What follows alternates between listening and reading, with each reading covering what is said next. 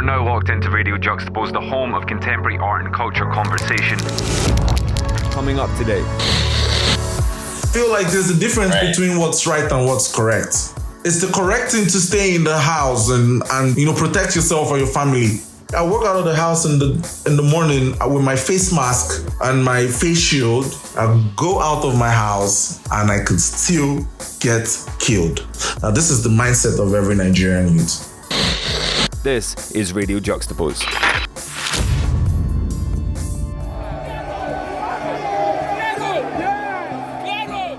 What's the purpose of art? For some, it's a medium that helps us escape, communicates emotion that we can't put into words, it recounts history and reflects on the world. For others, it's a means of survival. It's a topic we've skirted many times on this podcast, but I don't think there's ever been a guest on with such clarity in their purpose on this planet and the role that art plays within it as our guest today. Rinzi Stanley is a Nigerian visual artist from Lagos. In less years than I could count on one hand, his international presence has skyrocketed. His hyper-real pencil-drawn portraits have gotten him global attention from some of the world's biggest platforms, and he stands today at the centre of a rapidly growing art movement in his home city. Today we go beyond the eye-catching aesthetic and learn about Arinze the storyteller. He joins us in conversation over Skype from the epicentre of a city currently subjected to a government-imposed 24-hour lockdown. Not from the seemingly endless presence of the ongoing coronavirus, but from the much more visible and equally fatal presence of government forces. For the last 2 weeks, the End SARS hashtag on Twitter has been gaining momentum globally and has become a vital tool in raising awareness of the entrenched corruption from the Nigerian Special Anti-Robbery Squad. According to Amnesty, the clashes have resulted in the death of at least 56 protesters in the last 2 weeks, with hundreds more injured. While President Muhammadu Buhari's silence falls deafeningly across the country, the roars from the Nigerian youth are being heard the world over. Join Evan Preco and myself, Doug Gillen, today on Radio Juxtapoz as we hear from Nigeria's Arinze Stanley. Nice to meet you, and congratulations on the show in Los Angeles at the moment. Thank you very much. I really appreciate it. I feel blessed because a lot of what is happening in my country right now is exactly what I'm talking about through my works. And right now, there's a lot going on. So I feel like,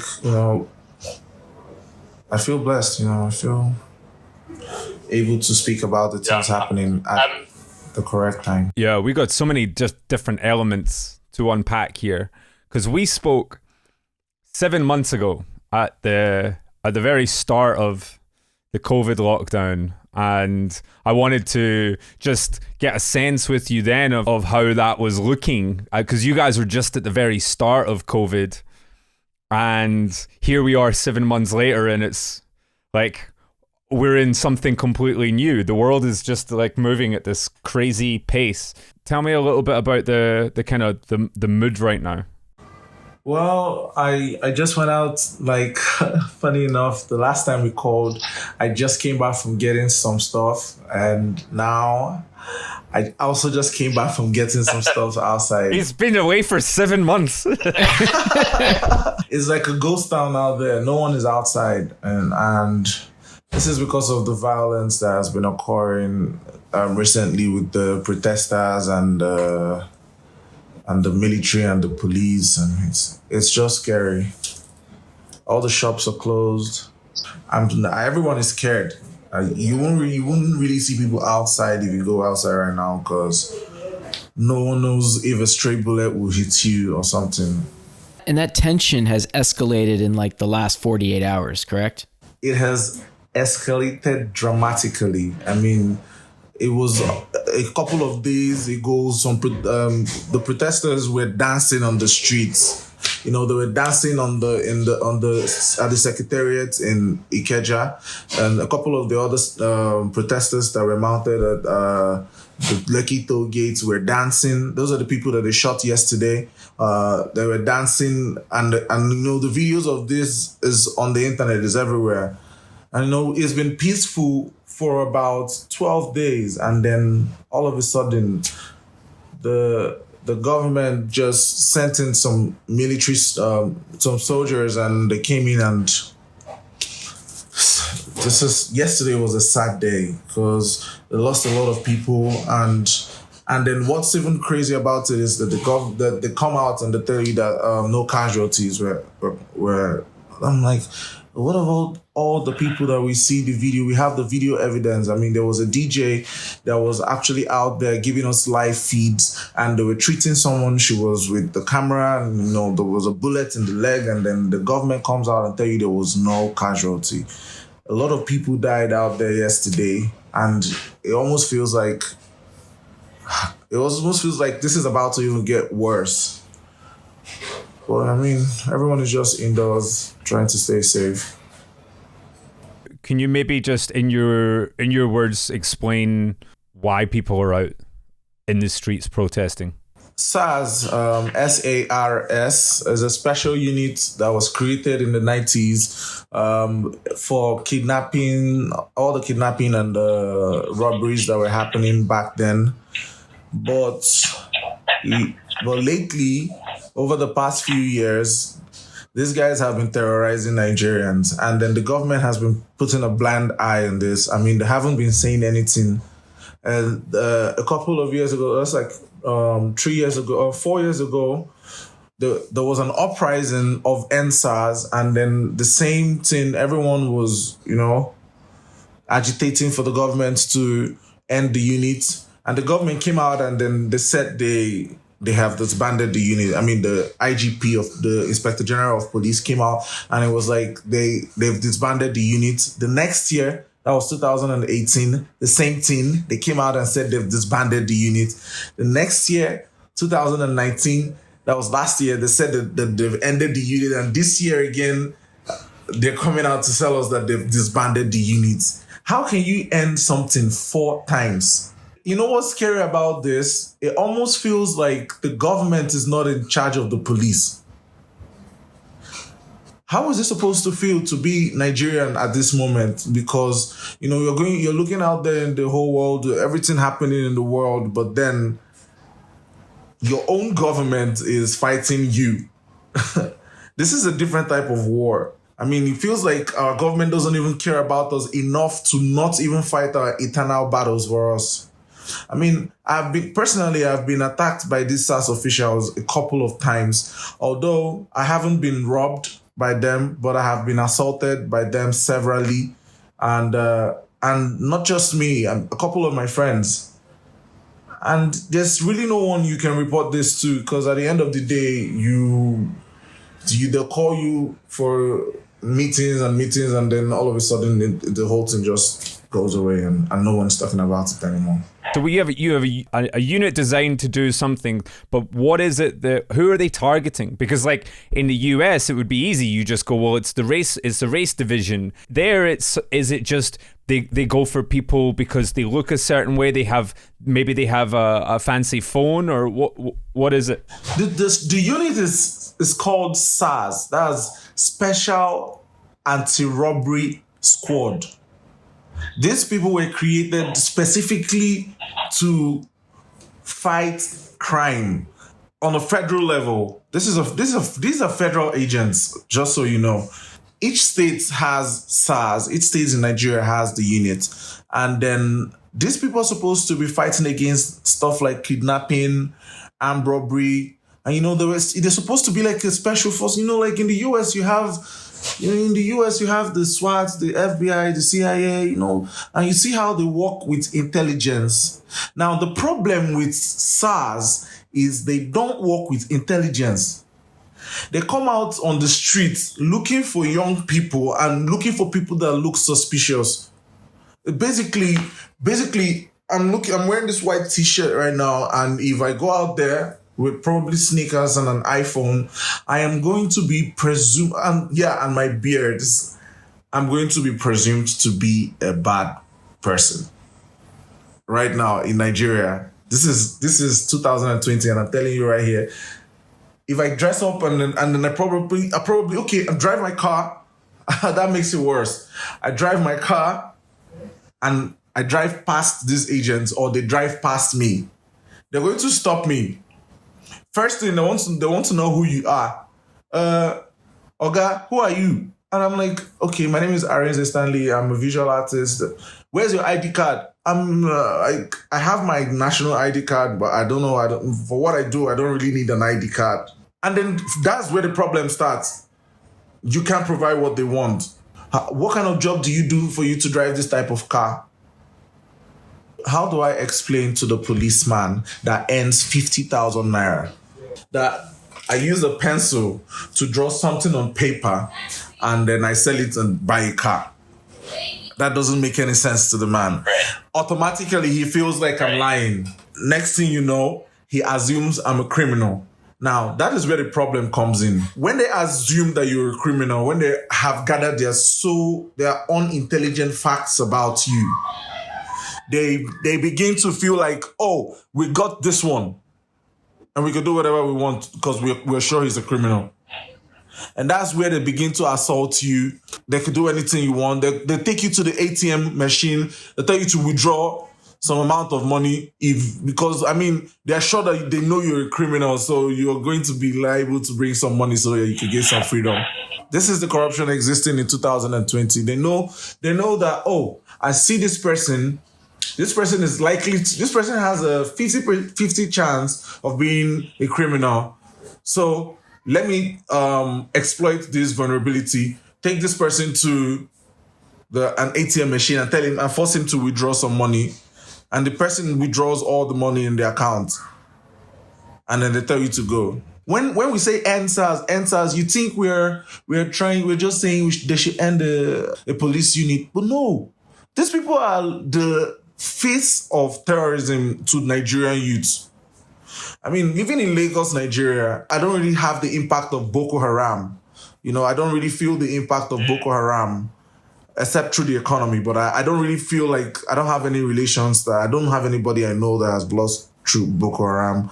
They're far in the north, very far away from Lagos. Yeah. But this is the Boko Haram we're having here. This is like the terrorists that we have living among us. And what makes it scarier is they're legal. They have the impunity to do this, knowing that they're not going to have to face any consequences. That makes it crazy. It even makes it scarier than a criminal. When a criminal robs you, you know that, oh, I'm going to get this criminal. I'm going to get the police to chase these criminals down, and I'm going to make him face justice. But when it's the police robbing you, you have no justice. That's the reason why we've been protesting. If you go back like a couple weeks, and for our audiences, maybe in America and the UK, in America, when George Floyd's murder happened on the streets, that set off the protests here, or at least a whole new generation of protests. But did something happen on the streets of Lagos that maybe kickstarted this particular round of protests, or has this just been years and years of things happening? Was there or was there a new spark that really engaged people to protest once again? I would say this has become a yearly event.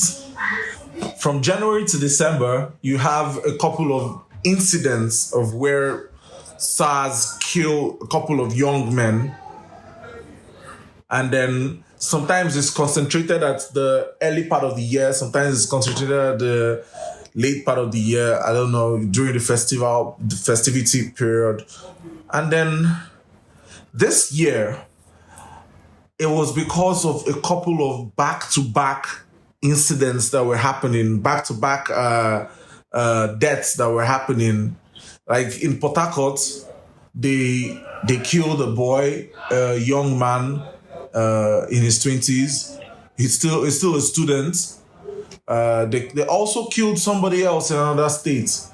And this same Port Harcourt is the Port Harcourt I went to. This is the same place I went to a couple of weeks ago for my younger sister's child's birthday. And I was slapped in the eye by policemen. Till today, I'm still taking eye drops and I'm still taking medication. I'm still going for the regular checkup, but I've gotten my sight back. I couldn't see for a week. Now, I want you to understand that this has now gone from, because as usual, the government has come out to say SARS has been disbanded. They said that a couple of days ago. They said that they have disbanded SARS permanently, as they always do. Now, what we are protesting for is end police brutality. The president needs to come out and give a statement, but the president hasn't. He hasn't said a word.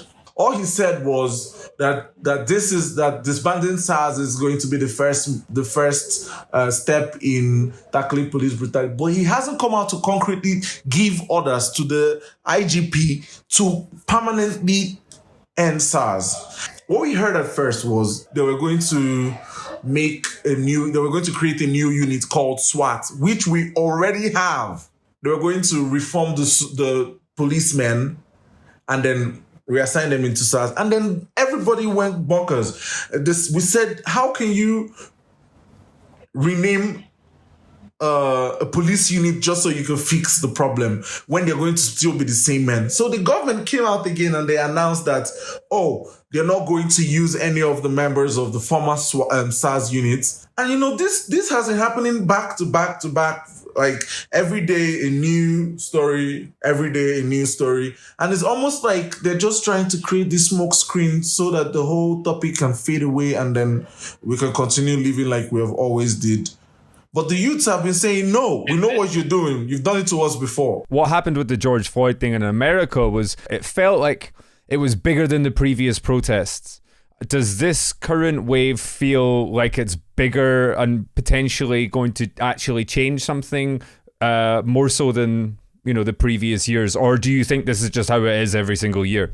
What is happening right now has never happened.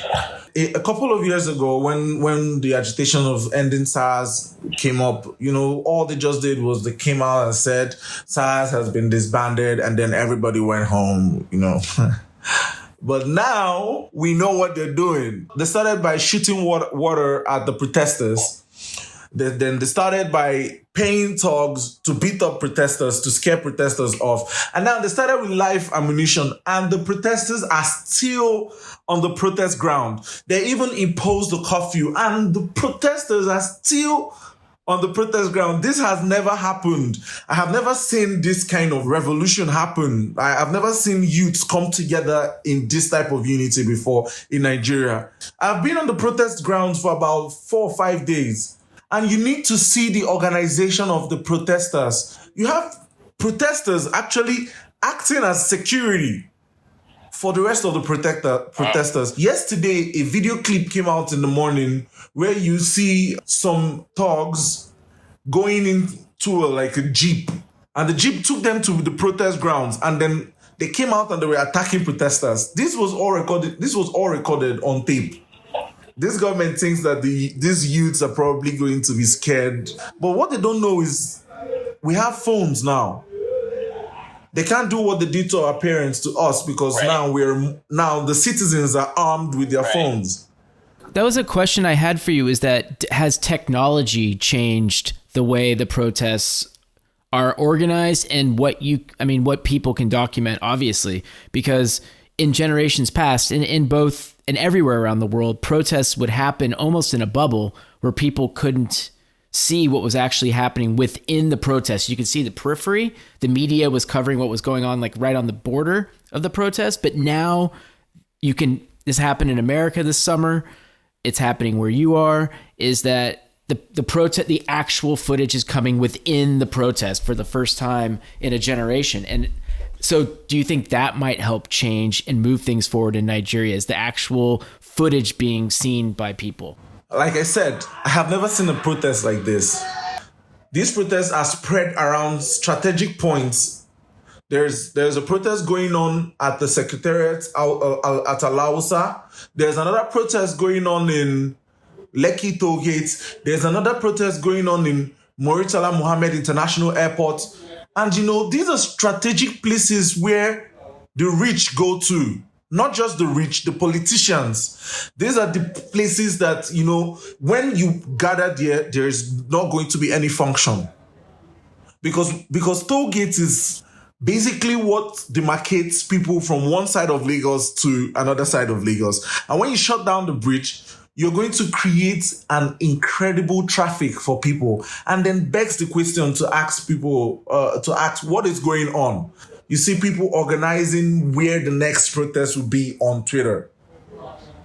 And it circulates through WhatsApp, and this is not just happening in Lagos. This is happening in Abuja. This is happening in Osun. This is happening everywhere in Lagos. And I feel like the federal government really underestimated the power of the youths that grew up with mobile phones.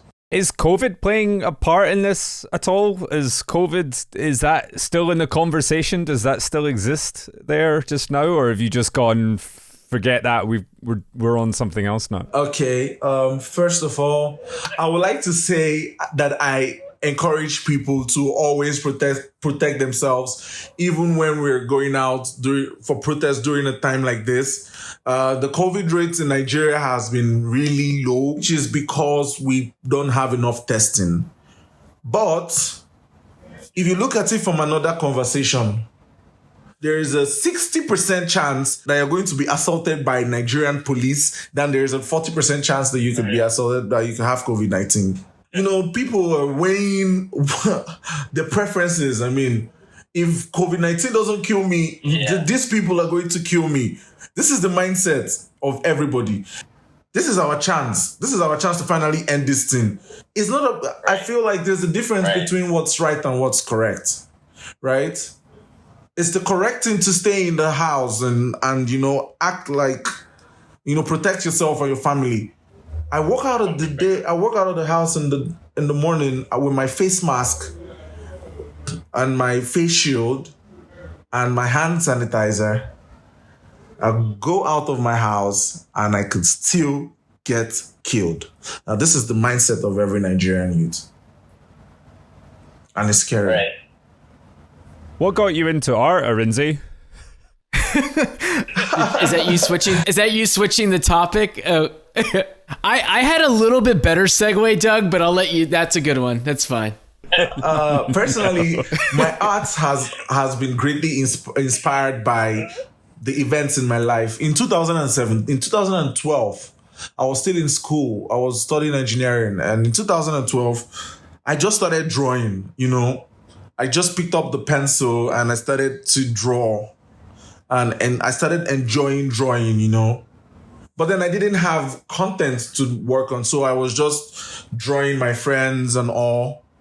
Until the same 2012, I was beaten by military men in my school, in my hostel. And I wasn't just beaten by military men. I was beaten and told to do a frog jump and lie down on a hot Hilux vehicle and like a pickup van. And I had to stretch my hand on the burning iron for something I didn't do. The vehicle is made of metal. I had to lie down flat with my face on the ground while being beaten. And then when this happened, and my younger sister stayed at the hostel beside my hostel. She came out and she was crying that her brother is not a criminal. It was a case of mistaken identity.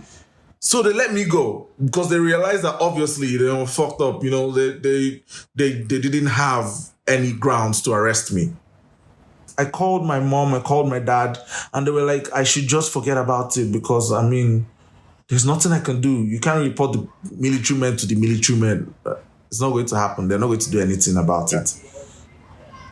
When I came back to the house and after everything had already calmed down, I was drawing one day and I was like, I need to use my craft to speak about things that we don't speak about in our society, because I can speak to you through my art and you will love to see it while I still pass my message.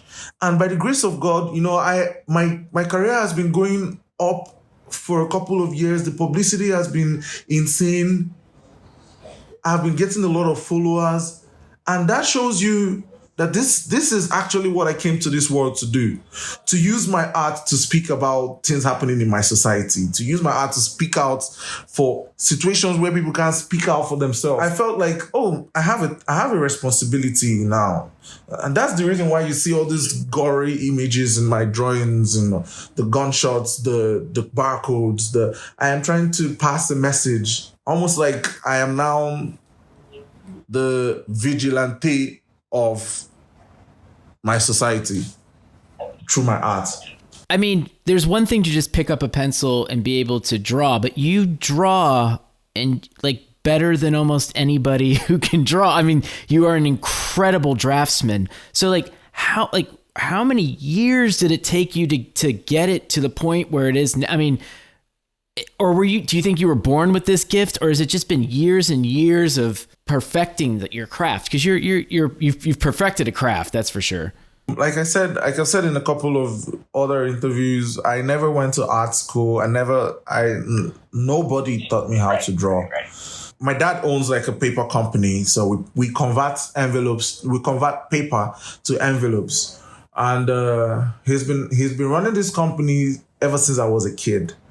And, before we got a factory, it was manual. So there was a lot of paper in the house. Well, basically, paper were my toys because I didn't really have toys.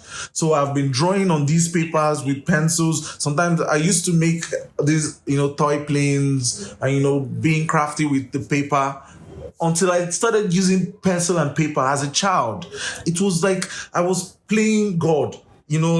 I was using the pencil to create characters, and on paper I was enjoying it, and it was something that I got connected to. When you shade the stroke of the pencil, it's so mesmerizing. It keeps you like in a different state. It takes you away.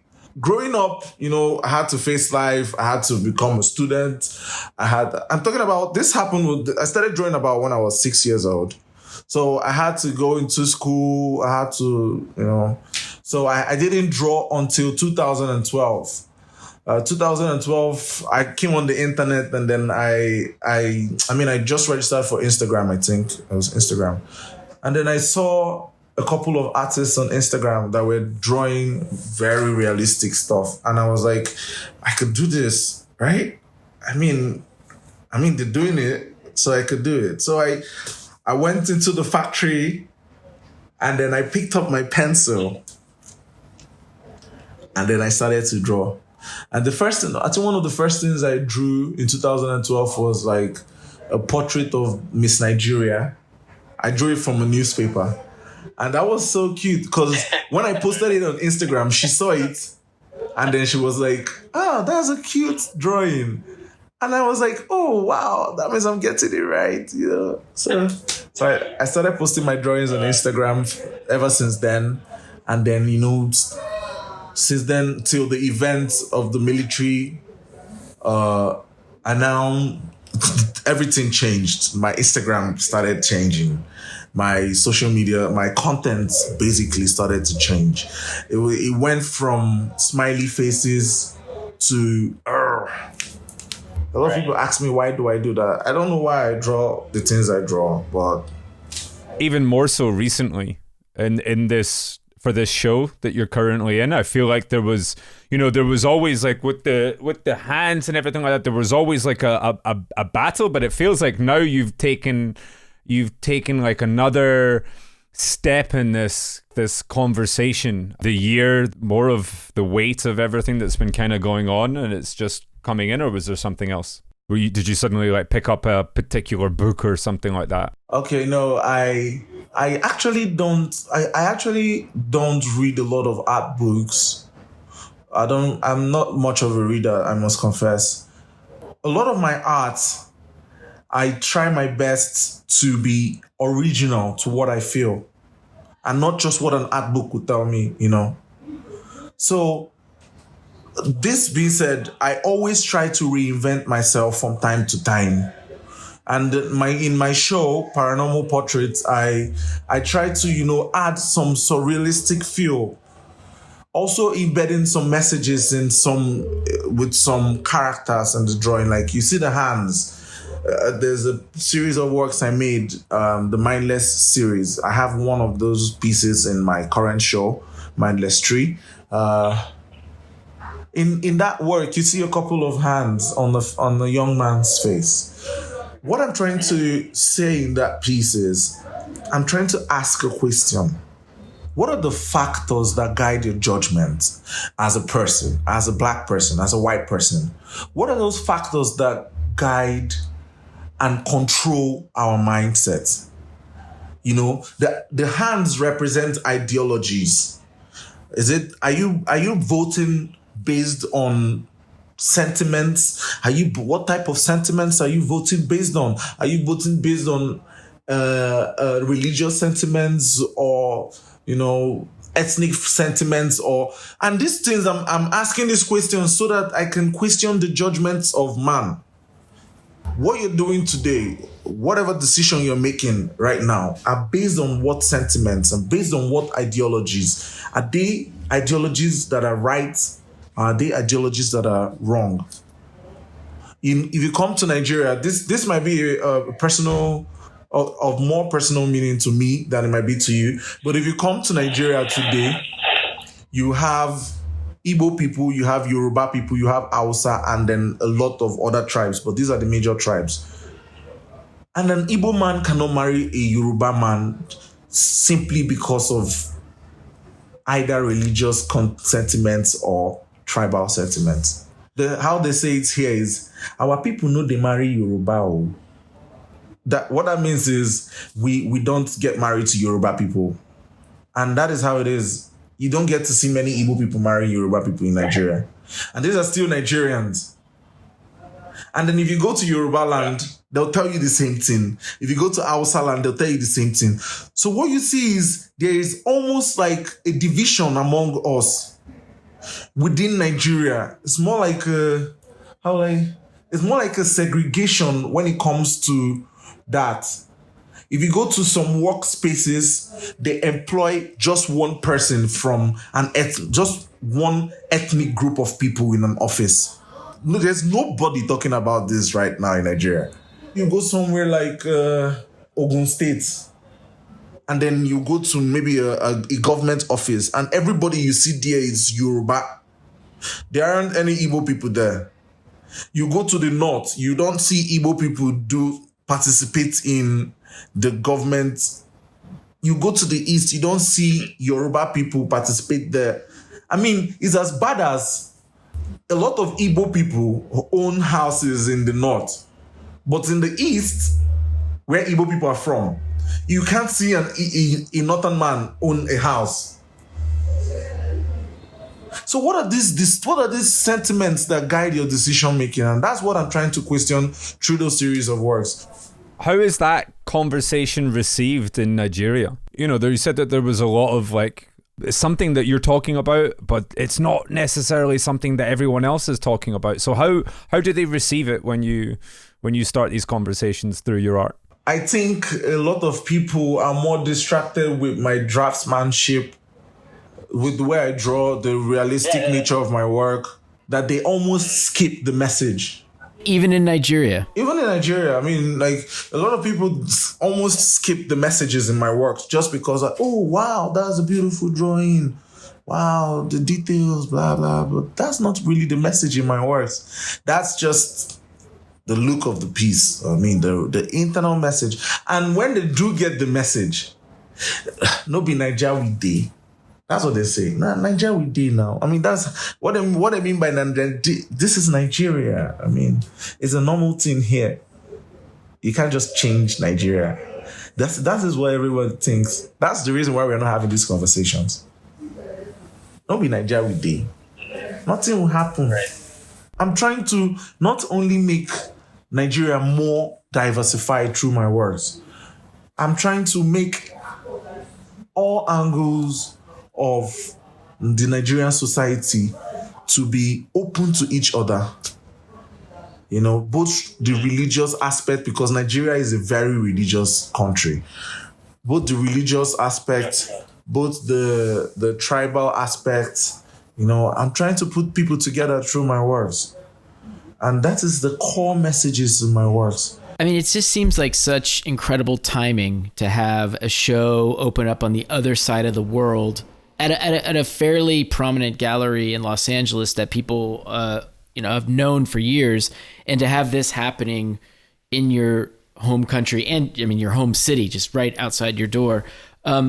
Is it hard to perhaps celebrate the fact that you have a big show across the world right now? Like, is your mind on that at all, or are you getting a chance to sort of feel good about having that show? I mean, it's kind of a weird timing. It's really weird. I mean, there's nowhere for me to get an answer to this question right now. I mean, it's not something that people face, right? So I can say, let me get a template of an answer from this person that faced this type of thing before. But that's the nature of my work. That's the nature of my work. The nature of my work, this is what I've always talked about. Happening now, I would see it as a blessing, more like, because the goal of my works is to create awareness. And it is just God's grace that this show is happening now when we need the awareness the most. Our government is lying to us. Our TV channels are lying to us. If I can manage to seep in some of my works to the international community to try and pass these messages that are hidden from the international community, from our own sources, from our own government, I have played my part in society.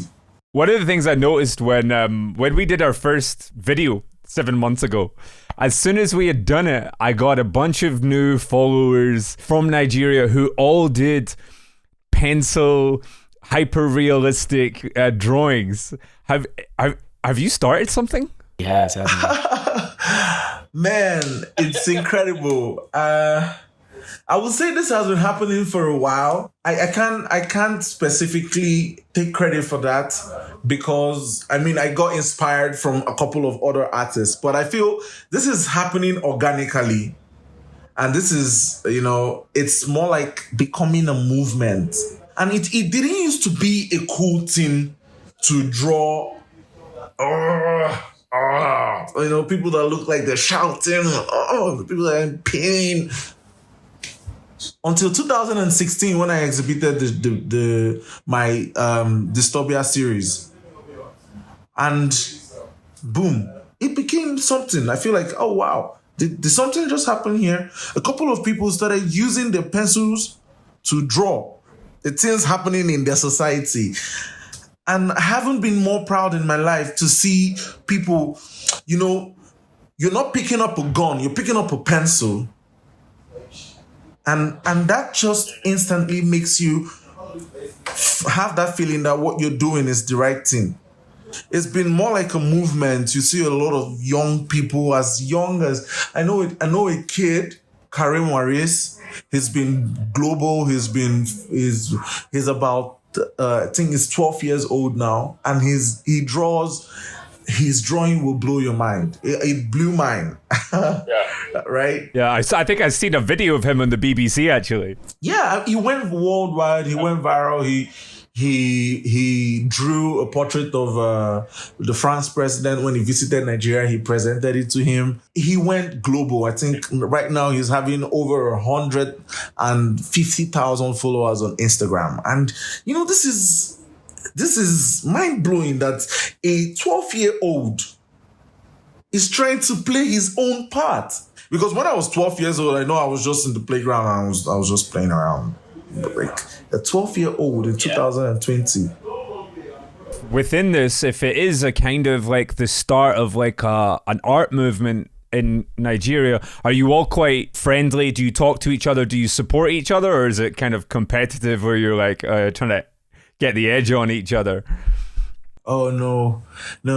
I don't even encourage people to consider their art as a competition or anything. I personally, I like to share a couple of artists. I I like to give people advice, and I encourage people to do so to others. But so far, it doesn't feel like a competition. I mean, everybody was created for a purpose. That's what I try to encourage people to have, the ideology that, another artist is not your competitor, more like your comrade. Because I understand what it means to be an artist now. So I encourage people to not see themselves as competition. So I'm not even a fan of so bad. I'm not even a fan of art competitions. What are you competing? What are you competing with? I am a different person. I am a different person with a different ideology, given a different set of skills. What basis are my works being judged to be better than yours when we are both different? It's just like adding A plus B. It doesn't mix. I'm a completely different element. But what basis are you judging my works and your works? Is it the content of my work? Is it the skill set? Even if I were to be drawing something that wasn't looking very realistic, that is my style, So I don't encourage people to be the community in Nigeria, the drawing community in Nigeria, it's not a competitive community. I assume when you are doing your work, it's pretty time intensive. Like, it takes a while to do the works that you make. Is it hard with the immediacy of what's happening on the streets to come back to your studio and not have something done in 10 minutes? Or are you finding yourself doing some stuff in a quicker way to kind of maybe get some emotions out or to react quicker? You don't know how happy I am to be on this call, because this is the closest thing for me to get out there. This is the closest thing for me to get out there. I am a very emotional person. I haven't been able to draw I've not been able to draw for the past 3 to 4 days now.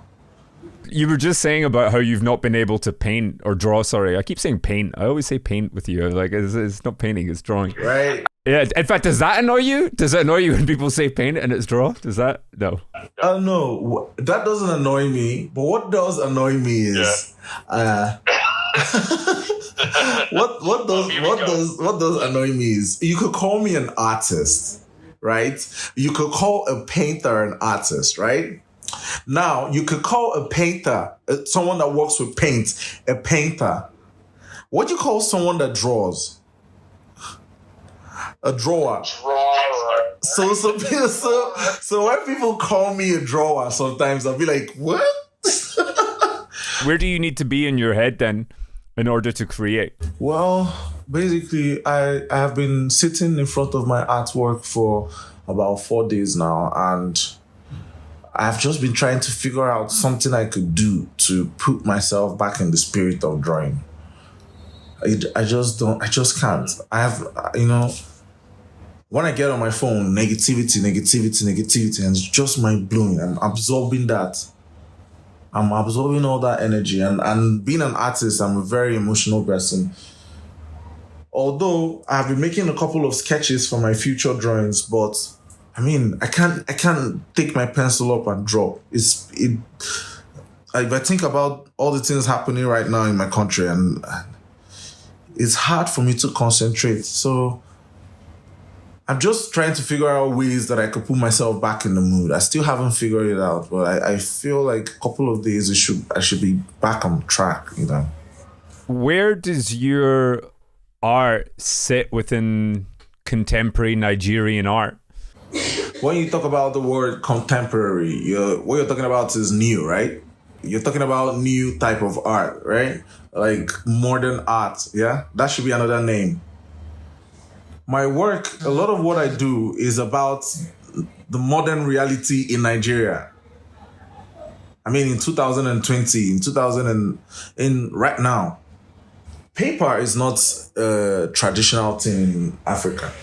Paper is not traditional Nigerian. It's not a traditional Nigerian type of medium. Pencils just came into Nigeria how many years ago? These things are modern tools, right? Cameras that I used to take my photos before I draw. These are modern things. This just came into Nigeria how many years ago? The way I draw, this is a modern way of drawing. am I going to call my work? This is contemporary art to me. I'm talking about contemporary issues in my country. I'm bringing the modern reality into my works right now. I don't really care about what people call my work. I don't really care if they call my work modern art, if they call it old art, if they, I don't know. Whatever you call my work, the fact is I'm trying to pass my message. So whatever they label my work, I don't even know what to label my work. I tried to name my work Arism, coming from the Arinze, Arism. It's not even realism anymore because I'm drifting from realism to surrealism and my works keep evolving. I don't even know where I'm heading to, but I know my message, and that is what's most important for me. You know, the message is constant, and I keep preaching and talking about things through my work. So I don't know. I didn't go to art school. I didn't learn all the big grammar. I didn't. I'm just doing me 100%. This is why I don't read a lot of art books, so I don't get influenced by what already is. I don't feel like, oh, I'm not doing it the right way. No, I'm doing it the Rinzi Stanley way, you know? And that's just why I base my work on the originality. That's as honest as it comes. That's just me. That's just what I feel. Yeah, I feel like I am blessed to be able to do this, but it's not like I'm saying art schools aren't good. Art schools are good to give people who don't have an understanding of, you know, the skill sets. But in an art, I don't feel like an art school can teach you who to be. An art school can only teach you how to take your pen and to take your paint and rub it on the canvas and make something look very realistic. But does that make you an artist? Right? A couple of years ago, somebody told me that I am not an artist. I thought about this and I'm still thinking about it today.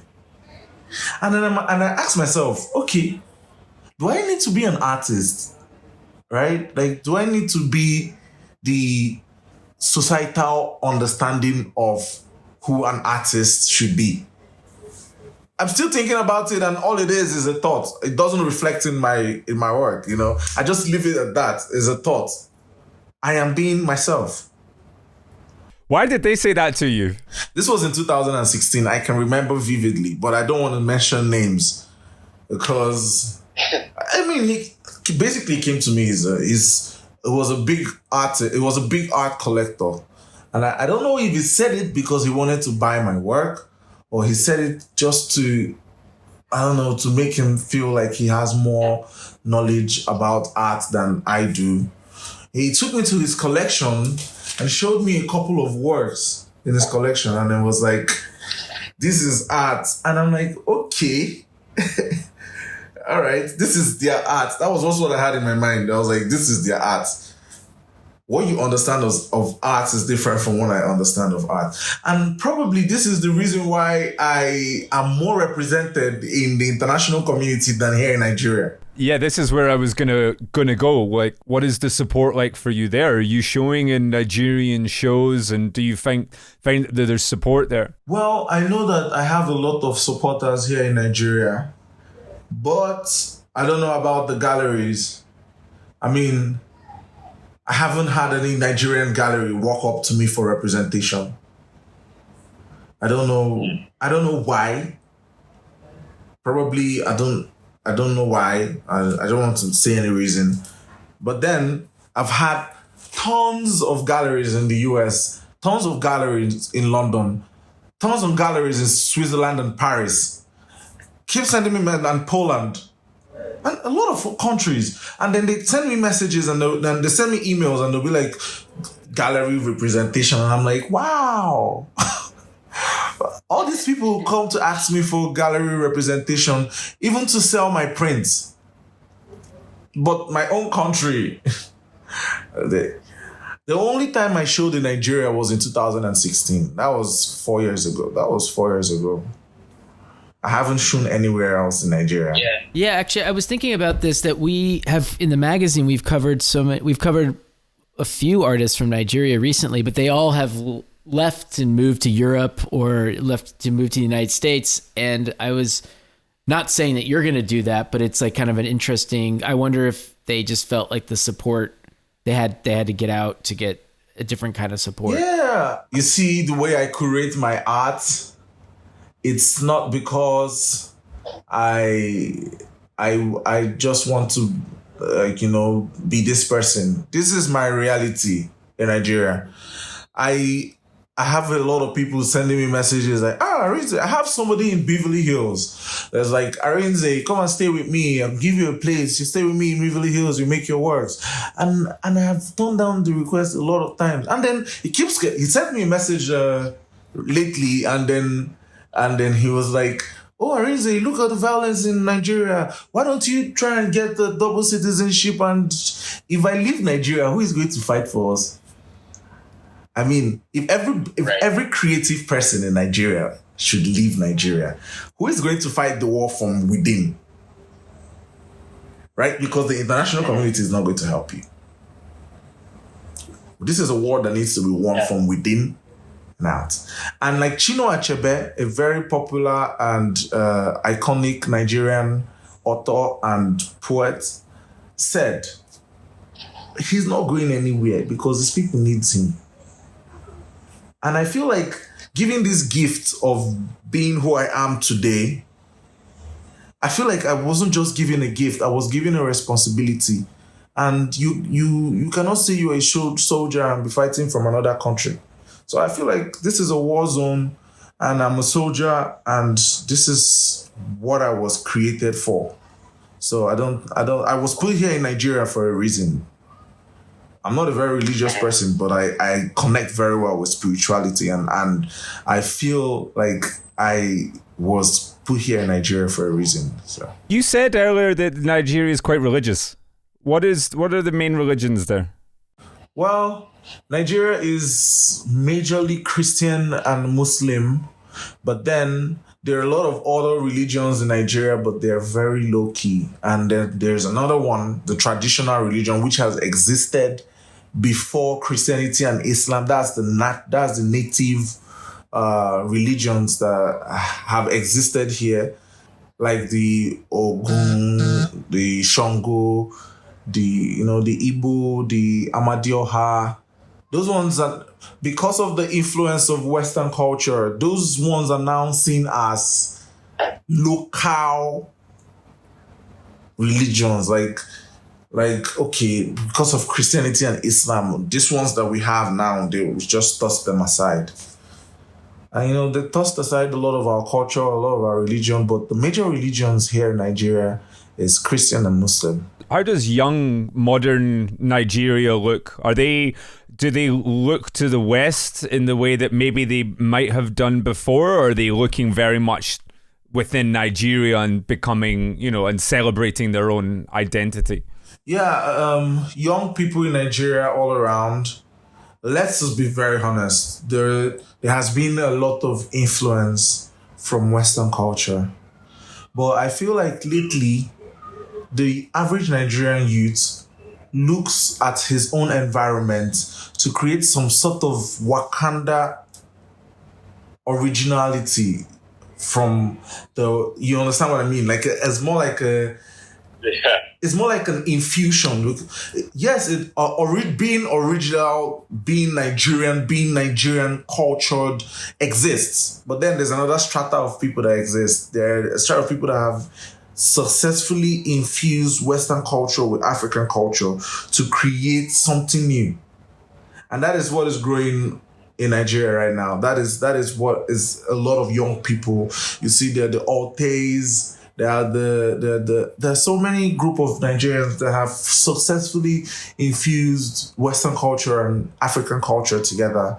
It's something new, it's something beautiful, and you should probably, do more research about it. I should probably do more research about it because I feel like sometimes I'm in my own but this is what I know. Bubble. Yeah, I feel like I'm in my bubble sometimes. Yeah. I think we all kind of feel like that at the moment. I think all are. Yeah. I assume any idea of traveling or anything like that has been kind of shut down. When things start to calm down, Do you plan on doing any, because I assume you would have liked to have gone out to your show in America. Do you have any plans to do any traveling or anything like that? Is it easy on a Nigerian passport? In Nigeria, it's really difficult to have a visa. I mean, a lot of people have tried and they've been turned back. And this is because of the stigma that exists. I'm going to say it plainly. This is simply because of the stigma that exists about Nigerian people, which I'm also speaking about in some of my works. Being an artist and because of some of the publications that I had, I feel like it will be easier for me to get a visa because I'm more of like, there's a Wikipedia page about my works. I'm verified on Instagram, I'm verified on Twitter, blah, blah, blah, blah, blah. And when I went to the embassy a couple of years ago to get my visa, it was just the person that even gave me the visa was like, "Oh wow, you drew this?" Because the person checked my Instagram on the computer and it was like, "You made all this?" And I was like, "Yeah." And the person just stamped the visa, bam, just gave me the visa, and it was easy for me, but it's not easy for a lot of people. I am not 100% interested in leaving the country. I mean, America is cool, but I mean, America has problems that I'm new to. The issue of racism is totally new to a Nigerian. If you're racist and you come to Nigeria, we are going to laugh at you because we don't even understand what the hell you're doing. Because it's new to us here. Like, oh wow, why are you running away from me? Like, because of the content of your skin. What? Because of my skin color. That doesn't make any sense. And then when I go to the US and these things happen to me, I probably wouldn't feel as bad as a Black American would. But I just don't, it's just not right. I mean, I have experienced it before. I was in Miami 2 years ago, and then there was an Uber driver. I was wearing a black hoodie. And there was an Uber driver that came to pick me up in Midtown. The guy came to pick me up. I was with my bag and I had a big bag in my hand. And then he came to meet me to pick me up. When he saw me, he was like, no, no, that's not me.